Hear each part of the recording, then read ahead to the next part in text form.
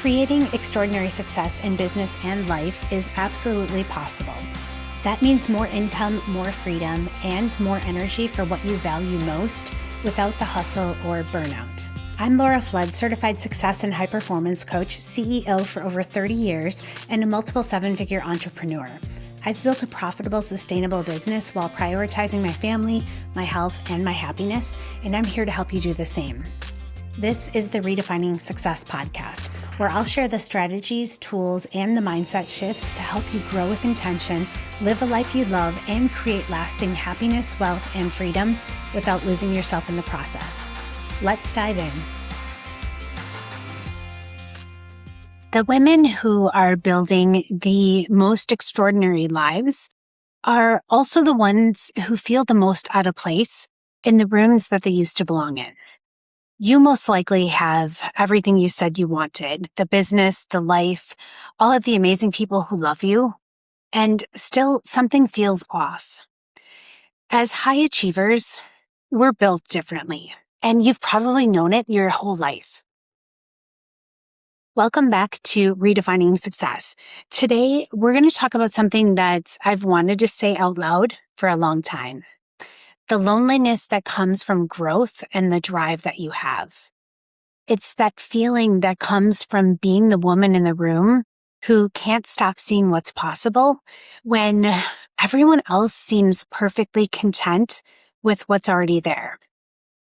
If you've ever sat at a dinner table and felt like you were speaking a different language or made a decision that you could not fully explain to anyone else in your life, if you've ever shrunk yourself down so the people around you would feel more comfortable, this episode is for you.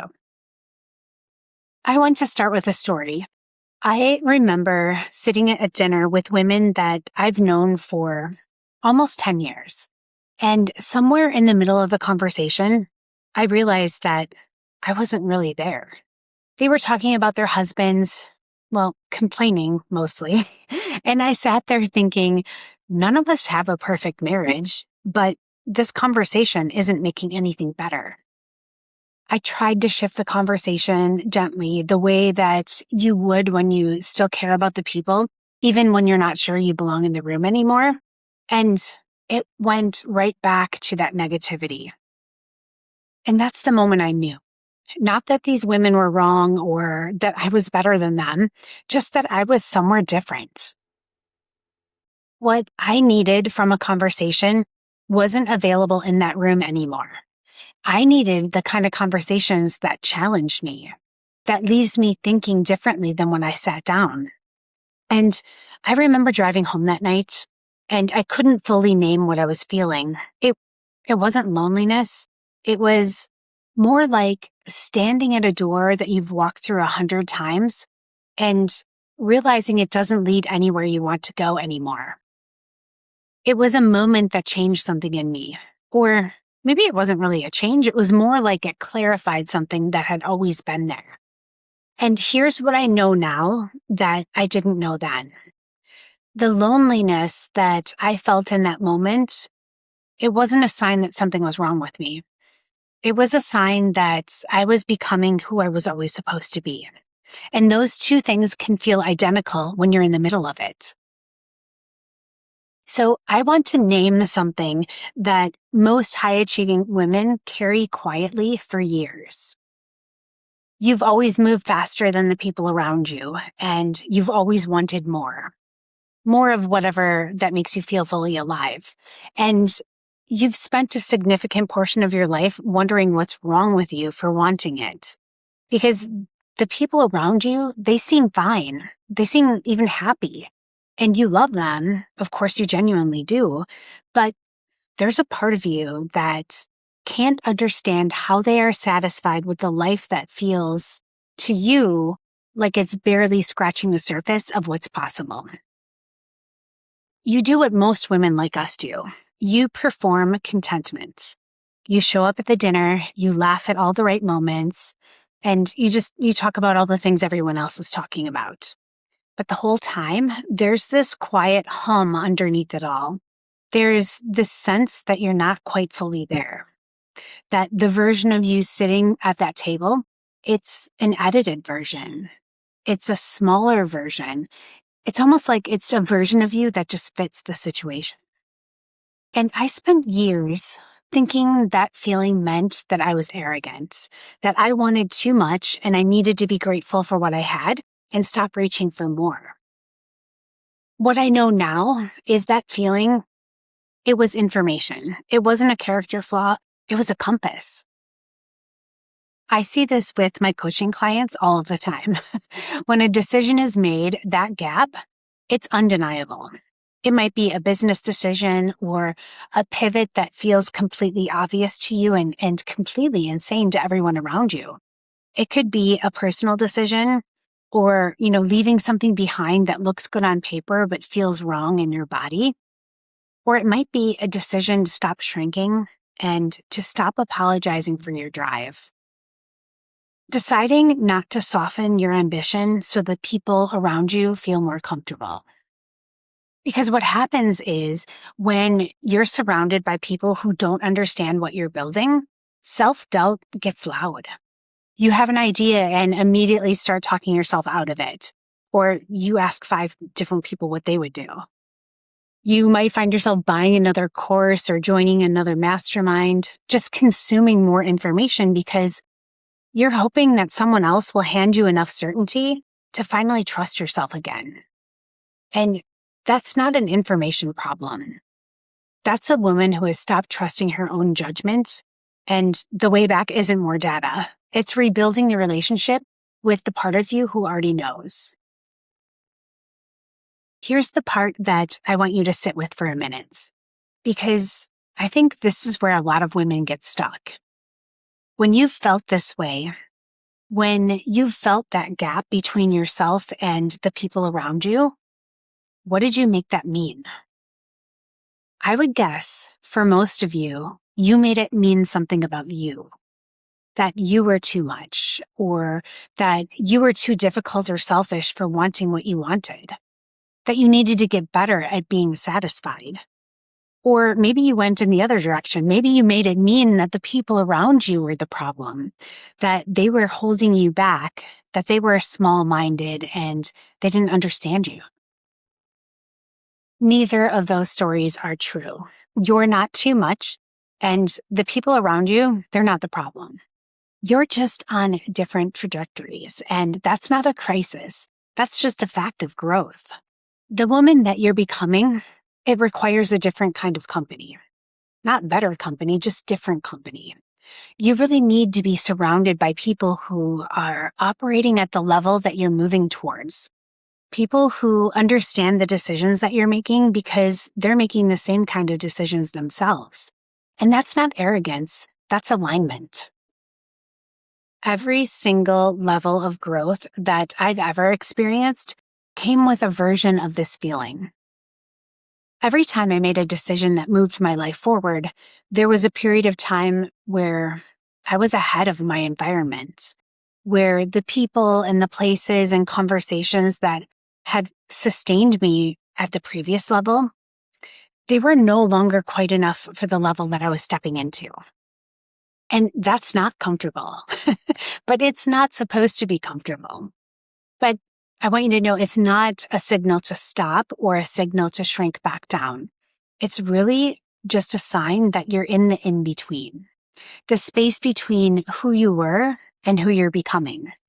And in that in-between, it's supposed to feel a little bit lonely because you're building something new, and new things, they don't have a crowd yet. The women who build extraordinary lives don't avoid this feeling. They're learning to recognize it for what it is, and I just think it's a sign that something's working. So what do you actually do with it? Because I'm not going to sit here and tell you that you just need to find your tribe and everything will feel better. That's true, and I'll get there, but I really want to be honest with you first. Some of the loneliness of growth, it's not fixable. Some of it is just the cost of becoming. There are relationships that won't survive the version of you that's emerging. People grow at different rates in different directions, and sometimes the gap becomes too wide to bridge with the tools that you have. I want to give you something practical to do with this. Think about one decision that you've been circling lately. Maybe it's a decision about your business, your schedule, an opportunity that's in front of you. It might be a decision about a relationship or an investment, or really what you want your next chapter to look like. Write that decision down and then ask yourself, if nobody else had an opinion about this, what would I choose? And I don't want you to solve it just yet. I want you to notice your immediate answer. And then ask yourself a second question. What am I afraid other people will think if I choose it? That question can tell you so much, because sometimes what feels like indecision has very little to do with the decision itself. You know what you want. You're just trying to figure out how to want it without disappointing someone, without confusing someone or having to defend yourself. And then I want you to ask one final question. What evidence do I already have that I can trust myself here? So go back through your life. Look at all of the decisions that you've made before you had proof that they would work. Take some time to remember what you figured out and what you've built. Look at all of those hard seasons that you've navigated. Your confidence doesn't have to come from knowing exactly what happens next. It can come from knowing who you are when you get there. I also know that the loneliness of growth is temporary, but the isolation of staying small, that's permanent. And I really think that's important to say again. The loneliness of growth is temporary, but the isolation of staying small, that's permanent. It's never meeting the version of yourself that was always possible. And you'll feel it, not all at once, but as this quiet restlessness that never quite goes away. There's this sense that you're capable of so much more than you're living. When you shrink yourself down to fit the room, you're just alone in a different way. You're alone inside of yourself and with the version of you that knows what you're actually capable of, watching you perform a smaller life. That loneliness, it's quieter and it's much harder to name, but it's there and it compounds. The loneliness of growth has a horizon. On the other side of it are the people, the conversations, the rooms that you were built for, and who you're becoming. You can't see them yet, but they exist. And the only way to get there is through. I want to give you something before we close today. You don't need permission to want what you want. You never did. I know how it feels to be a woman who has spent years looking for someone to tell me that my drive isn't a defect, that my ambition isn't selfish, or the fact that not wanting to be satisfied with a life that's merely comfortable doesn't make me ungrateful. So here it is. You're not too much. You're exactly enough for the life that you're building. The people who can't hold the full version of you, they're just not your people yet. And the fact that you keep reaching and growing and refusing to let comfort be the ceiling, that's not a flaw. That's the whole thing. That's the gift. I built such an incredible business, generating millions in revenue, sold over 1,800 transactions, never missed anything important while raising my family. And I walked away from what looked good on paper to pursue what really felt true to me. I wasn't built to be comfortable. I know that I'm here to have an extraordinary life, and so are you. The question isn't whether you belong somewhere. The question is whether you're willing to keep going until you find where. If this episode landed for you, I want you to do two things. First, share it. Send it to the woman in your life who you know is in the exact same place right now. The one who is outgrowing something, but doesn't yet have the language for it. The woman who's standing in the in-between and wondering if she's the only one. She's not, and this episode might be the thing that helps her name it. Second, if you're listening to this and you're in the in-between right now, If you know that you've outgrown the room and you can't quite see the next one yet, this is exactly where I do my best work. And I want to talk with you. Not a pitch, just a conversation where we look at where you are, where you're going, and what's actually in the way. If you've been second guessing yourself and questioning decisions that you used to make more confidently, or if you know that you're ready for another level, but you can't quite see your way there, this is exactly the work that I do with my private coaching clients. And sometimes you just need someone from the outside of your business and your everyday life who can see what you can't see from inside it. Someone who understands the level that you're operating at and can challenge your thinking and help you make the decisions that move you forward. If you're ready for that kind of support, book a discovery call with me. We'll talk about where you are, what you really want next, and what would need to change to actually get you there. You can find the link to book that call in the show notes. You weren't built for a small life. You are here for an extraordinary life, and I want to help you get there. So until next time, stay happy, healthy, and wealthy, and I'll see you next week.